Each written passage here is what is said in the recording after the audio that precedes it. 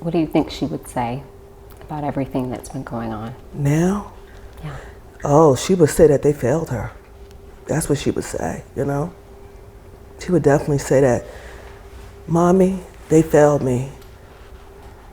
If the shoe was on the other foot, I would have been there and I would have made recommendations. That's what she would have said. What drives a hospital to keep a legally dead woman alive against her family's wishes? One word: fear. This is Adriana Smith, a 31-year-old nurse from Georgia. And in February 2024, she was declared brain dead, gone in every medical and legal sense. Despite this, though, her body stayed on life support for 124 days. But not because she could be saved, and not because her family necessarily wanted that either. No. The only reason she was kept alive for that long was because she was 8 weeks pregnant. Now, she was just recently taken off life support, and since February to now, her case has been politicized, moralized, and framed as a tragic miracle. But there's one angle that I feel like no one's really talking about, and that's why. Specifically, why would a respected hospital, full of doctors who took the Hippocratic Oath, mind you, do something so seemingly inhumane? And the reason is because they were afraid.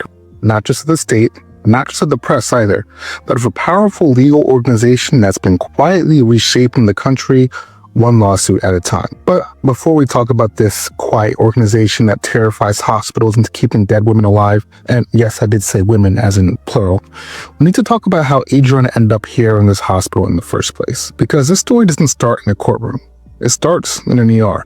It starts with pain. It starts with a story as old as time, with the black woman saying something was wrong and no one listening. Let's get into it.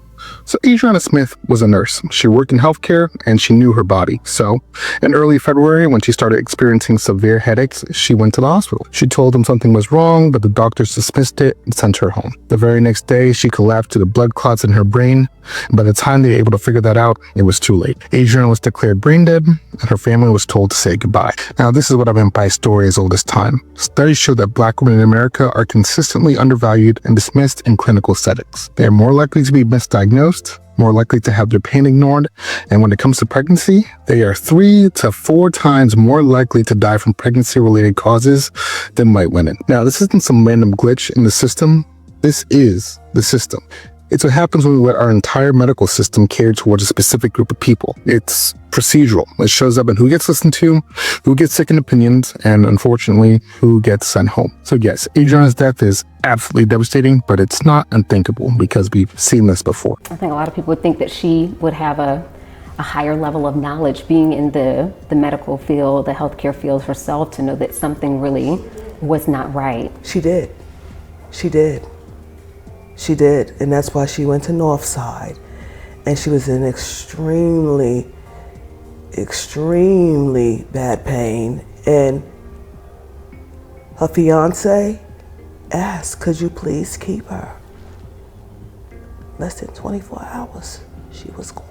And as such, seeing as that's fairly par for the course, that's not the part that made national headlines. See, after she was declared brain dead, her family assumed the machines would be shut off and that they'd be allowed to grieve. But they weren't, because in Georgia, being dead in this scenario isn't the end if you're pregnant. That's due to something called the Life Act. So this was passed in Georgia in 2019 and reactivated after the fall of Roe v. Wade.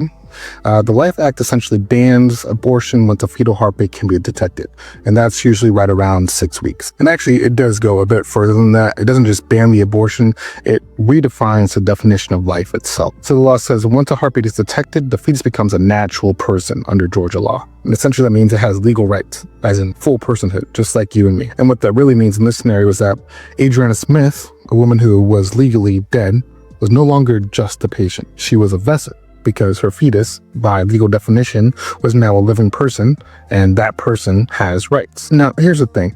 The Life Act doesn't explicitly say that hospitals must keep brain-dead pregnant women alive. Like, it really doesn't spell that out. The law is kind of intentionally vague. But that vagueness is kind of the point because it makes a wrongful death of a fetus no different than a wrongful death of someone like you or me, a full-grown person. Thus, making it dangerous for anyone, so doctors, hospitals, families, to make the wrong choice because they can be sued into oblivion, which I'll detail a bit more later. But specifically in Adriana's case, the question is what happens if that fetus dies because the life support was pulled? A lawyer somewhere out there might say that's murder or wrongful death or even a criminal abortion. And that's really all it takes. And so if you're wondering why no one at the hospital stepped in or why no doctor took a stand, it's because they were thinking, if we do this, who's gonna come after us? And to be honest, they're right to be afraid, because there are people out there who make it their mission to find cases like these and to weaponize them. And more importantly, to punish anyone who opposes them, which ultimately leads us to the ADF.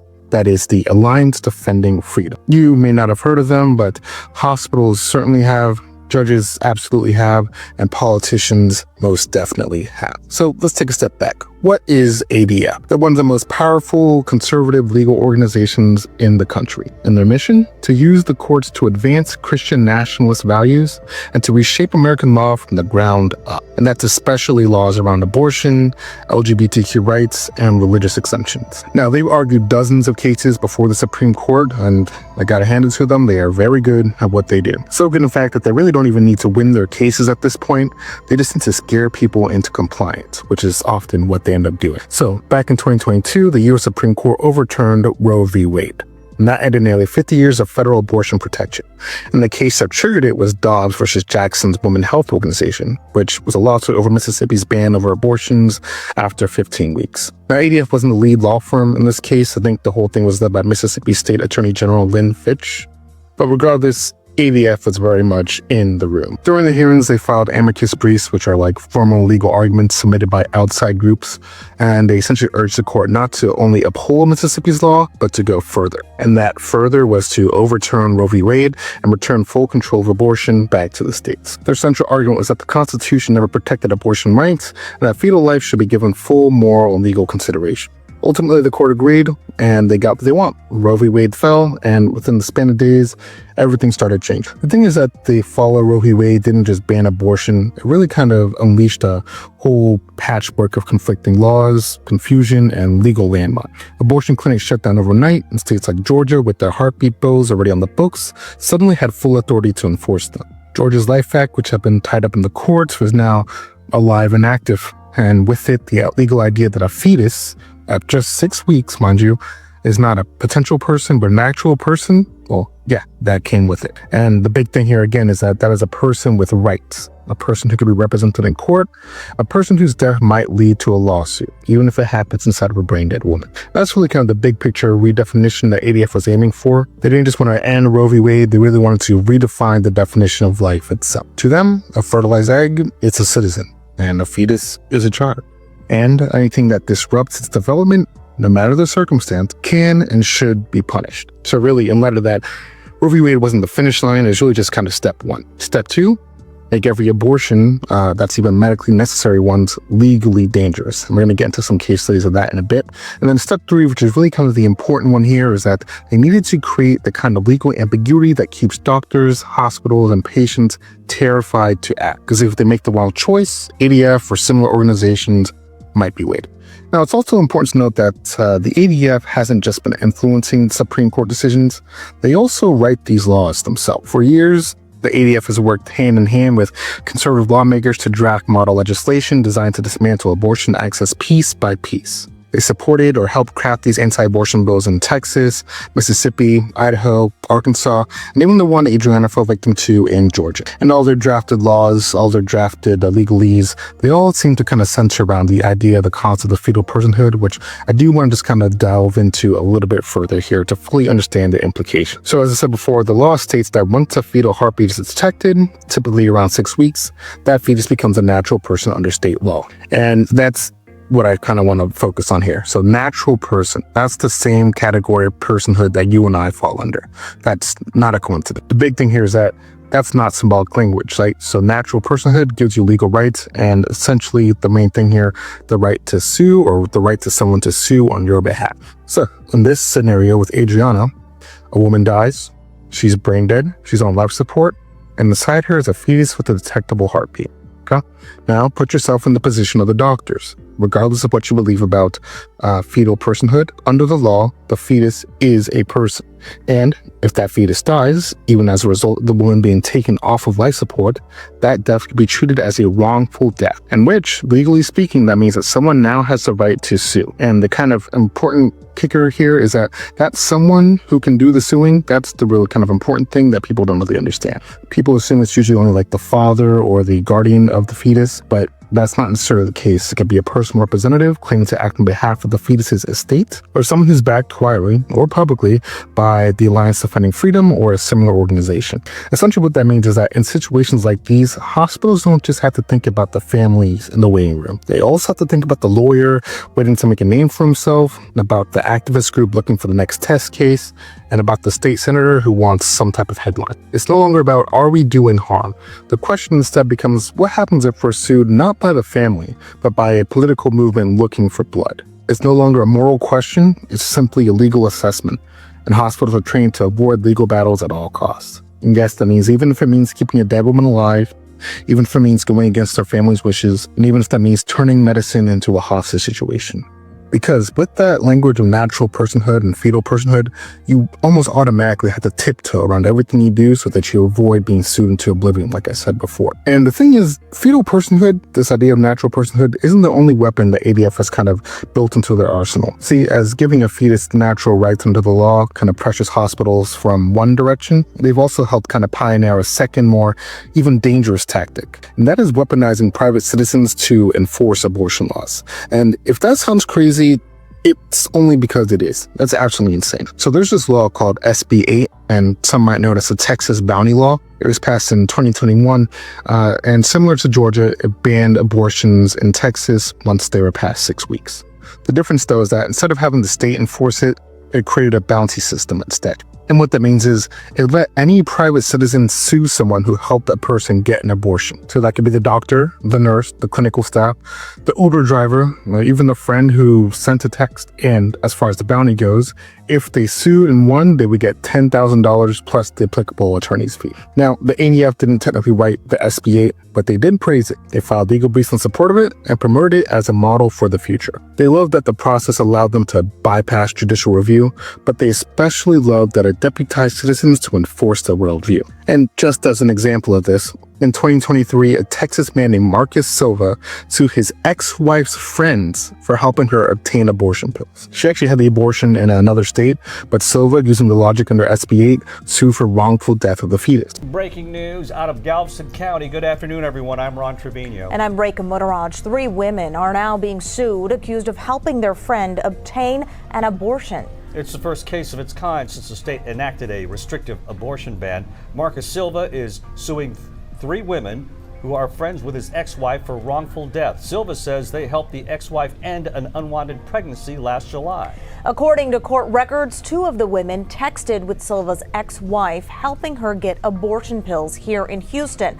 The lawsuit claims a 3rd woman delivered the pill to the man's ex-wife. Now, under Texas law, the woman who obtains an abortion cannot be prosecuted, so she's not being sued. Silva wants $1 million in damages and an injunction stopping the abortion pill company from distributing the pills in Texas. Sound familiar? He sued for over $1 million in damages, and he claimed to be acting on behalf of the fetus, essentially representing the fetus's estate. Now, this is the exact environment that the AEF and similar organizations are trying to create. A world where women are terrified by what could potentially happen to them if they decide to put themselves first. And if you think this is new for them, it's not. The ADF has been doing this for decades. Back in the early 2000s, they were deeply involved in one of the most famous medical legal battles in American history. That's the case of Terri Schiavo. This all began 15 years ago when, at the age of 26, Terri Schiavo collapsed at home, suffering massive brain damage. Her husband vowed to make her well again and took her to numerous doctors and rehabilitation centers.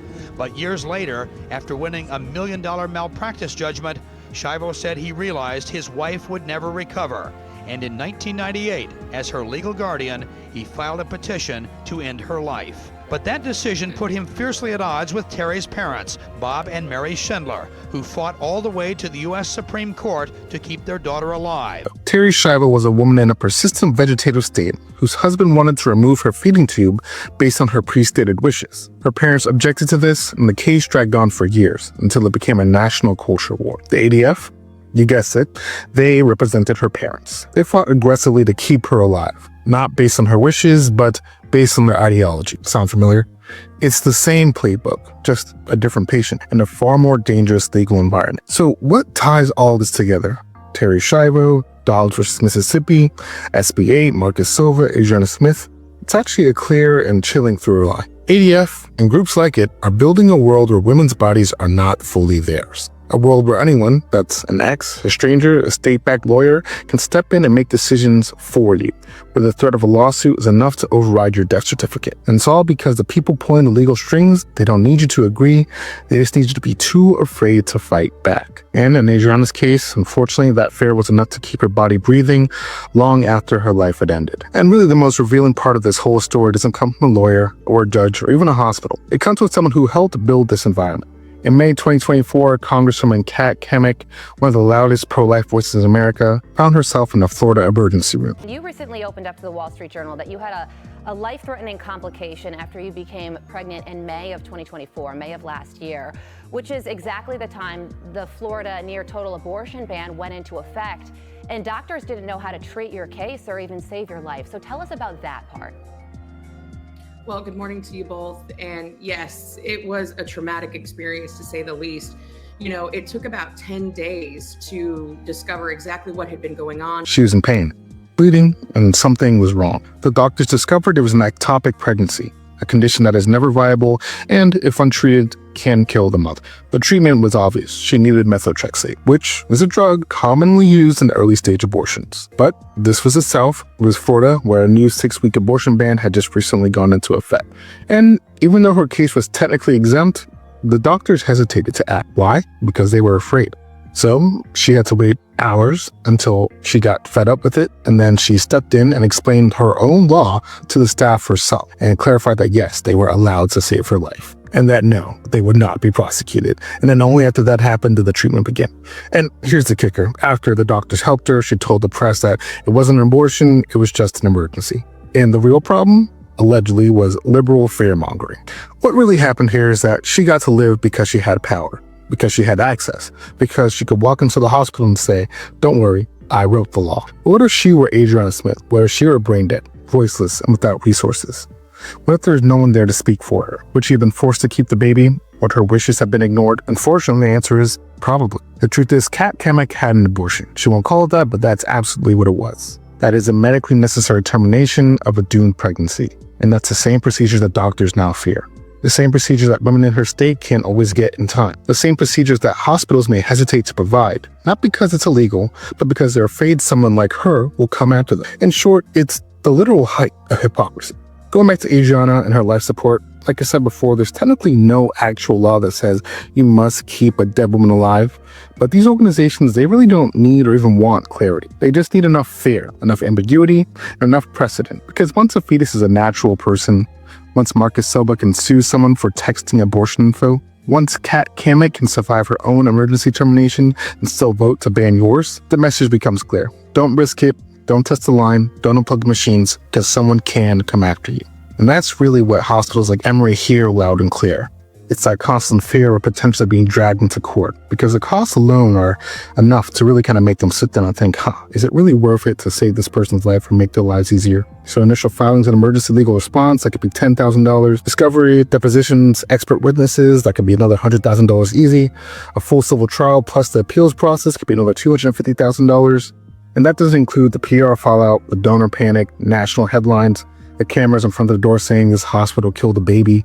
Really, even if they win in court, they'll definitely lose time, money, and public trust. So when the hospital looked at Adriana Smith, saw she was brain dead, 8 weeks pregnant, and a legal complexity, they didn't weigh any ethics. All they decided to do was a risk assessment. All they were wondering was, who's going to sue us, who's going to turn this into a Fox News headline, and who's going to provide the funding? And the boogeyman in the back of their minds and the answer to all those questions, they believe it to be the Alliance Defending Freedom, the ADF. So it's not just the state they have to worry about, not just the courts, but this private legal machine that's just ready to pounce. And not necessarily because they love justice or because they even love babies, to be honest. It's because they love a case they can weaponize. So, in Adriana's case, that's why the machine stayed on. Not for medicine, not for morality, but for self-preservation. All right, well, that's it for this episode. I hope you learned something new. Once again, I'm your host, Vermillion. Remember, we live in the stories we tell ourselves. Till next time. Bye.